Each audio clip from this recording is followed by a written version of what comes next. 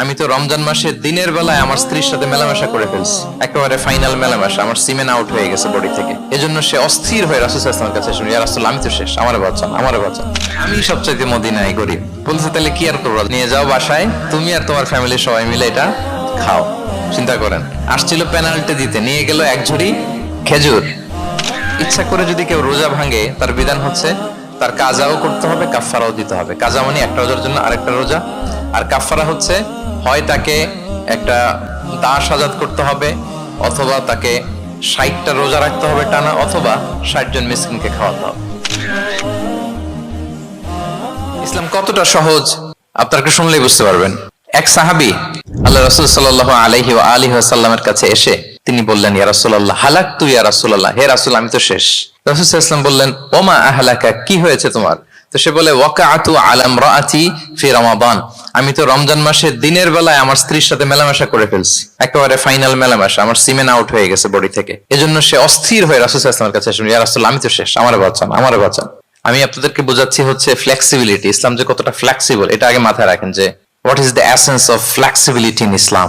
ইচ্ছা করে যদি কেউ রোজা ভাঙে, তার বিধান হচ্ছে তার কাজাও করতে হবে, কাফফারাও দিতে হবে। কাজা মানে একটা রোজার জন্য আরেকটা রোজা, আর কাফফারা হচ্ছে হয় তাকে একটা দাস আজাদ করতে হবে, অথবা তাকে 60টা রোজা রাখতে হবে টানা, অথবা 60 জন মিসকিনকে খাওয়াতে হবে। তো সে যখন এসে বললো, ইয়া রাসূলুল্লাহ আমাকে বাঁচান, কি করবো আমি? রাসূল সাল্লাল্লাহু আলাইহি ওয়াসাল্লাম বললেন, আচ্ছা ঠিক আছে, তুমি এই কাজ করে ফেলছো, তোমার তো পেনাল্টি হয়েছে। তো পেনাল্টি কি?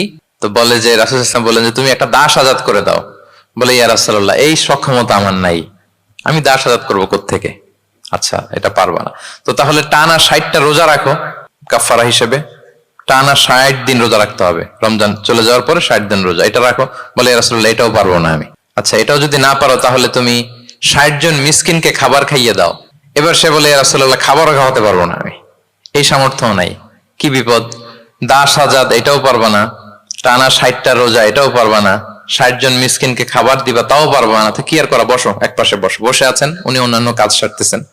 হঠাৎ এক ঝুড়ি খেজুর রাসূল সাল্লাল্লাহু আলাইহি ওয়াসাল্লামের কাছে আসলো, এক ঝুড়ি সাদাকার খেজুর। আসার পর রাসূল সাল্লাল্লাহু আলাইহি ওয়াসাল্লাম বললেন, ওই লোকটা কই যে এই কাজ করে ফেলছে? তাকে নিয়ে আসা হলো।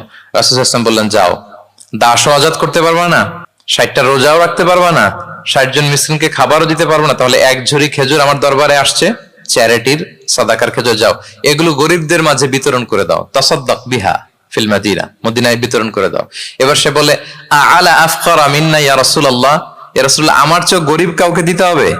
রাসূল সাল্লাল্লাহু আলাইহি ওয়াসাল্লাম বললেন, হ্যাঁ গরিব কাউকে দিবা। বলতেছে, এই পুরো মদিনাতে আমার চেয়ে গরিব আর কেউ নাই। কি বিপদ, তোমার চেয়ে গরিব আর কেউ নাই?